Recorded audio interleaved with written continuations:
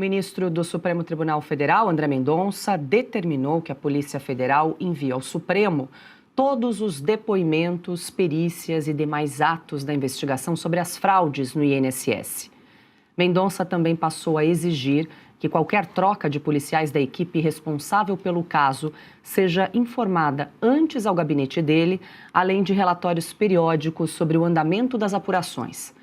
A decisão foi tomada depois de mudanças na equipe da PF responsável pelo caso, incluindo a troca de delegados, de um perito e do local de trabalho dos investigadores.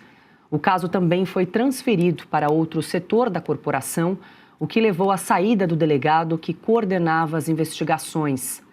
Na semana passada, a Polícia Federal concluiu o primeiro inquérito da Operação Sem Desconto, com 48 indiciados ligados à Conafer. Entre os nomes estão o ex-presidente do INSS, Alessandro Stefanuto, o presidente da Conafer, Carlos Roberto Ferreira Lopes, que está foragido, o lobista Antônio Carlos Camilo Antunes, careca do INSS, o deputado Euclides Peterson e o ex-presidente do INSS, José Carlos Oliveira. Essa etapa da investigação trata apenas dos descontos relacionados à Conafer. Ludmila Lins Grilo, muito boa noite, seja bem-vinda conosco, Ludmila. Esse é um assunto que a gente já tocou em outras oportunidades, Lud, nos bastidores. O que nos chega aí de informação é que o ministro André Mendonça teria ficado bastante incomodado com essas recentes mudanças, feitas aí pela cúpula da Polícia Federal, justamente nessa equipe que toca a investigação. Por exemplo, um dos delegados que coordenava, que estava à frente da investigação do INSS e que foi afastado. Muitas vezes, quando você troca, a pessoa que estava ali liderando à frente de uma investigação tão complexa como essa do INSS, você tem que, às vezes, voltar várias casas para trás, atrasa as investigações, enfim, acaba causando certo desconforto e incômodo. Por isso, o ministro André Mendonça disse que agora quer ser notificado de todas as eventuais mudanças aí em relação à Polícia Federal. Boa noite. Boa noite, Paula, tudo bem? Boa noite, Fabi. Boa noite, Augusto. Boa noite a toda a audiência da Oeste Sem Filtro. Bom, o juiz de direito, quando ele pega ali um caso como esse, ele tem que ficar atento para todo tipo de manipulação, especialmente o André Mendonça, que no momento ele é o juiz mais importante do Brasil. Ele é o juiz que tem nas mãos um caso que pode vir a levar no futuro para a cadeia, inclusive seus colegas. Ele está com isso nas mãos, ele sabe que isso é problemático, ele sabe que todos esses casos, envolvendo o Daniel Vorcaro, especialmente o caso Master, pode levar para a cadeia colegas dele futuramente. Então, tudo ali exige cuidado máximo. Essa atitude de controlar, de microgerenciar tudo o que acontece nesse processo não é uma atitude corriqueira nas varas criminais normais pelo Brasil. Entretanto, considerando a magnitude do que ele tem nas mãos, o problema que já se verificou durante todo esse tempo, vamos lembrar que o próprio Toffoli, não tem muito tempo, ele ainda estava ali de forma cara de pau, tocando os processos que envolviam o caso Master, sem se dar por suspeito, ele teve que sair ali meio que quase que na marra desse caso, mas até bem pouco tempo o Toffoli, ele tinha inclusive determinado os nomes dos peritos que atuariam nos processos. Isso foi algo absolutamente anormal, isso não acontece. O juiz de direito não tem essa ingerência, não que não possa fazer, mas não é algo corriqueiro. Geralmente o juiz determina que seja feita uma perícia, que os policiais tomem alguma providência no processo, e lá dentro da polícia vai ter um departamento, vai ter um setor, e o delegado responsável vai fazer as seguintes atribuições das tarefas. Olha, você vai fazer essa perícia aqui, você vai cumprir esse mandado, você vai fazer isso. Não é o juiz que faz isso, quem faz isso é o delegado, de acordo com os funcionários que estão ali subordinados a ele. Então, esse microgerenciamento não é comum na justiça, da forma como o Toffoli fez. Então, o que o André Mendonça está fazendo nesse momento, se a gente for botar em perspectiva e comparar com o que o Toffoli fez até bem pouco tempo, é um nada.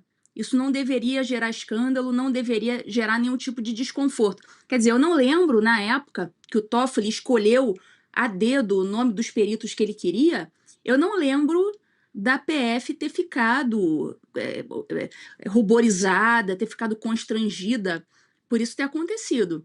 Aí, quer dizer, agora o André Mendonça faz algo muito mais leve, muito mais tranquilo, e eles se sentem invadidos. Então, isso a gente tem que ficar com a pulguinha atrás da orelha. Por quê? Então, talvez o André Mendonça tenha mexido aí num calinho, tenha, né, mexido num nervo que a PF não gostaria que mexesse. Então, aparentemente, ele vê um problema político no processo e está Tem os seus tentando mandatos. microgerenciar ao máximo para tentar evitar qualquer tipo de desvio de finalidade por parte da polícia ou qualquer outro funcionário, qualquer outro servidor que atue no processo.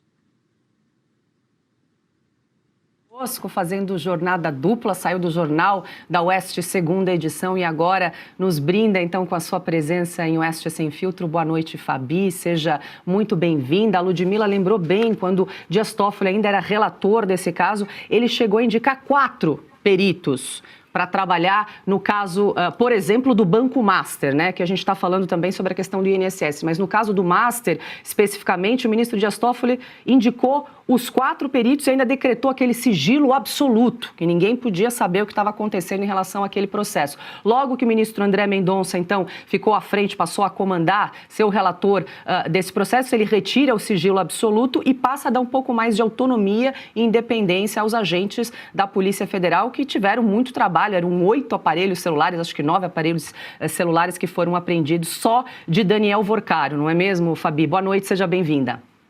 Boa noite, Paula. Boa noite, Ludmila. Boa noite aos demais da bancada e também a todos aqui da audiência da Oeste Sem Filtro.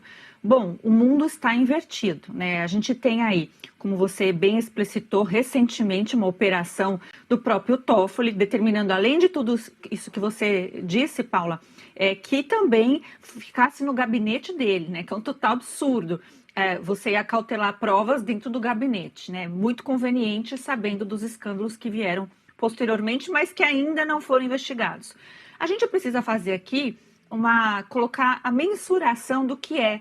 Por exemplo, o ministro Alexandre de Moraes determina ordens à Polícia Federal que, no meu entendimento, elas poderiam ser contestadas, já que a gente tem aí a deixa de que se tratariam de ordens ilegais, mas a gente não vê nem um recadinho passado como esse acabou sendo passado em relação ao Mendonça. Então, o Mendonça, ele está de olho ali, porque de fato ele tem que ficar. É sabido que a Polícia Federal do Lula não é essa polícia assim tão independente.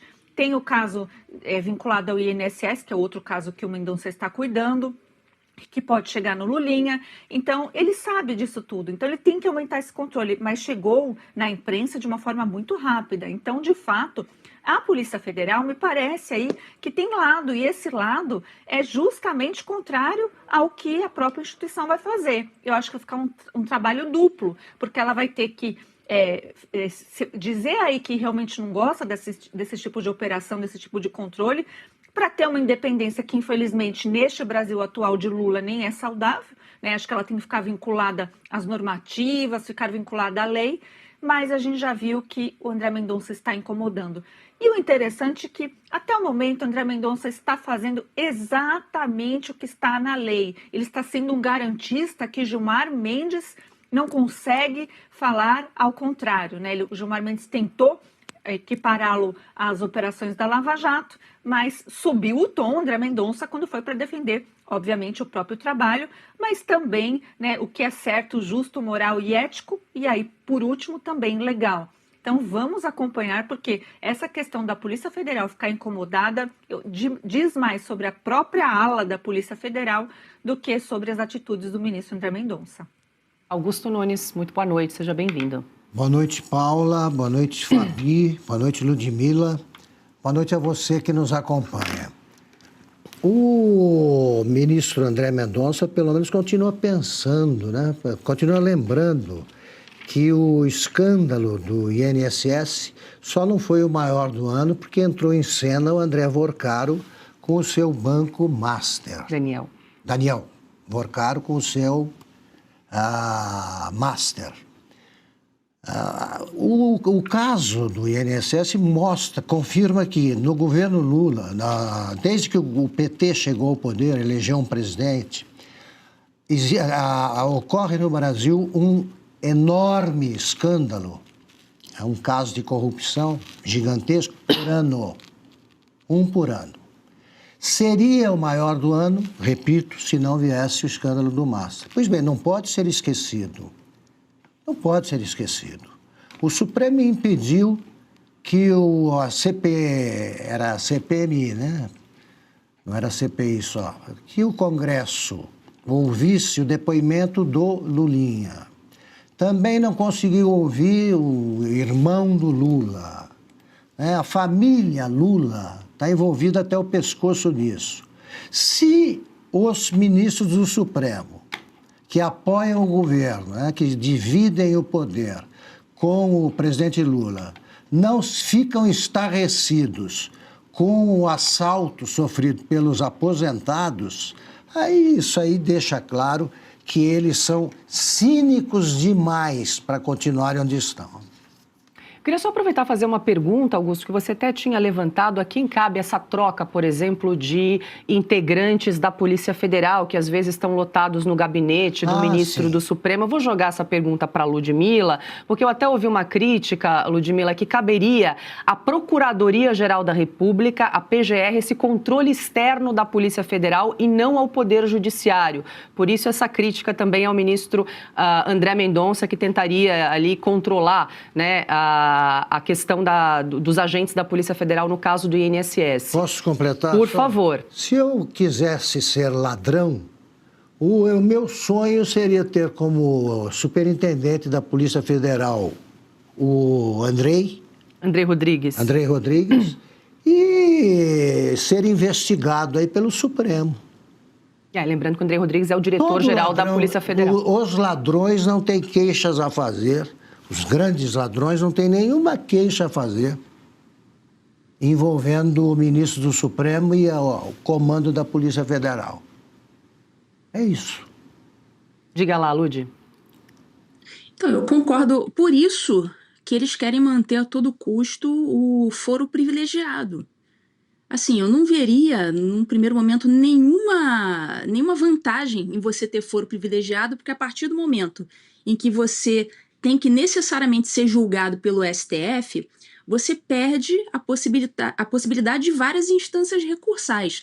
Então, se a gente olhar assim friamente, o foro privilegiado deveria ser algo ruim, porque você não vai ter muita chance de recurso. Mas mesmo assim, esses caras fazem questão de ficar mantendo o foro privilegiado. Ninguém quer ser julgado pelo juiz de primeira instância, o juiz concursado lá da comarquinha do interior. Ninguém quer. É aquele juiz que, bom, em regra, ele não tem nada a dever a ninguém, ele entrou por concurso, ele não tem relações políticas ou não deveria ter. Ninguém quer ser julgado pelo juiz do interior. Eles querem ser julgados pelo STF. Então, aí tem coisa. Mas quanto à pergunta da Paula, de fato, o Ministério Público, ele exerce o controle externo da atividade policial. Isso é uma atividade mesmo, é uma função conferida ao Ministério Público. Agora, se tem algum policial adido ao gabinete de algum ministro, aliás, o Lula estava querendo mexer nisso, né? Querendo trazer de volta os policiais para os seus respectivos cargos, mas aí acabou resolvendo mantê-los nos gabinetes dos ministros, aqueles que têm policiais adidos. O Fábio Chor parece que está no gabinete do Moraes desde sempre, pelo menos eu não soube dele ter sido exonerado dessa função. Então existem esses policiais que estão deslocados da função. Então, nesse caso ali, o chefe imediato seria o ministro. Agora, aqueles que não estão sob a chefia imediata do ministro, estão na corporação mesmo, aí a chefia imediata seria o delegado ou quem, se tiver alguma coisa para ser apurada ali, aí o controle externo é feito pelo Ministério Público realmente. E se você pudesse ter acesso aos bastidores do Sem Filtro e conversar direto com os comentaristas e âncoras da Oeste? Agora, isso é possível com o Clube de Membros do nosso canal no YouTube. O clube foi criado para quem quer dar um passo além e fazer parte de uma comunidade exclusiva. São 3 níveis de assinatura, pensados para aproximar você da nossa equipe. No plano apoiador, você ganha destaque no chat, figurinhas personalizadas e acesso a publicações exclusivas na comunidade do canal. Quer estar ainda mais perto da Oeste? Nos níveis Engajado e VIP, nós liberamos acesso às lives fechadas com nossos apresentadores e comentaristas, nas modalidades mensal ou semanal. Você também participa de sorteios de livros e produtos da Oeste, além de acesso antecipado a vídeos e a uma visão direta dos bastidores do programa Oeste Sem Filtro. Faça parte do nosso clube de membros e tenha acesso a lives exclusivas comigo e com todo o time da Oeste. Se você acredita na importância de um jornalismo livre, independente e comprometido com os fatos, clique agora no botão Seja Membro e conheça todos os detalhes e vantagens de cada plano.